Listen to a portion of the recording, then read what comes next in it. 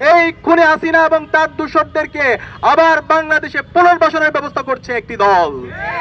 খুনি হাসিনার যারা মাস্টার মাইন্ড আছে, এই আওয়ামী লীগ, ছাত্রলীগ, যুবলীগকে এই বাংলাদেশে বিচারের আওতায় নিয়ে আসতে হবে।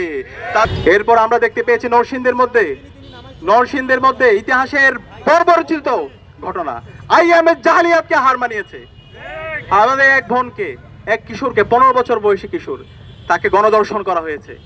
গণধর্ষণ করার পরে যখন সে বিচারের দাবিতে এলাকার বিএনপি নেতার কাছে গেল, পরবর্তীতে তাকে বিভিন্ন ধরনের হুমকি দেওয়া হলো এবং এরপরে ওই পরিবারের সামনে থেকে, তার বাবার সামনে থেকে তুলে নিয়ে গিয়ে তাকে হত্যা করা হয়েছে।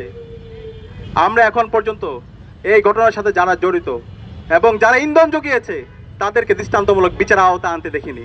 একই সাথে আমরা দেখতে পেয়েছি হাজারিবাগে এক শিশুকে হত্যা করা হয়েছে।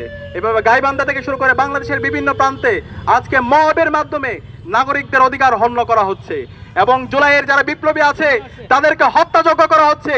এবং এই খুনি হাসিনা যে গত 16 বছরে বাংলাদেশে ফ্যাসিবাদ কায়েম করেছে, গুম খুন আইনাগরের মাধ্যমে বাংলাদেশকে একটা অকার্যকর রাষ্ট্রে পরিণত করেছে এবং এই জুলাই বিপ্লব আমাদের 2000 ভাই বোনকে শহীদ করেছে। এই খুনি হাসিনা এবং তার দূষরদেরকে আবার বাংলাদেশে পুনর্বাসনের ব্যবস্থা করছে একটি দল। গরমে দাপাদাপি, ঘরের চালের স্থায়ী সমাধান আনোয়ার সিমেন্ট শীট। আমরা সাবধান করছি এই খুনি হাসিনা এবং তার দূষরদের বিরুদ্ধে বর্তমান সরকারকে জিরো টলারেন্স নীতি ঘোষণা করতে হবে। এই বাংলাদেশে খুনি হাসিনাকে ভারত থেকে নিয়ে এসে তাকে ফাঁসির কাস্টে ঝুলাতে হবে, রায় কার্যকর করতে হবে। এই জুলাই বিপ্লবে যে আমাদের 2000 ভাই বোনকে শহীদ করেছে, খুনি হাসিনার যারা মাস্টার মাইন্ড আছে, এই আওয়ামী লীগ, ছাত্রলীগ, যুবলীগকে এই বাংলাদেশে বিচারের আওতায় নিয়ে আসতে হবে। তাদের আর কোনো অফিস খুললে এই বাংলাদেশের ছাত্র জনতা প্রতিরোধ গড়ে তুলবে। এই বাংলাদেশে আওয়ামী লীগ কোনো রাজনৈতিক দল না, আওয়ামী লীগ হচ্ছে সন্ত্রাসী সংগঠন।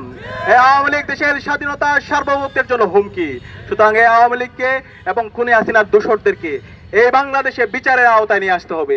আমরা দেখতে পেয়েছি নির্বাচন পরবর্তী 24 ঘন্টার মধ্যে সারা দেশে সহিংসতা। সেই ফ্যাসিবাদী আমলে যেভাবে ভিন্ন পথের উপর যেভাবে আক্রমণ করা হতো, ঠিক একই কায়দায় নির্বাচন পরবর্তী সারা দেশে সন্ত্রাসীরা বাড়িঘর ভেঙে দিয়েছিল।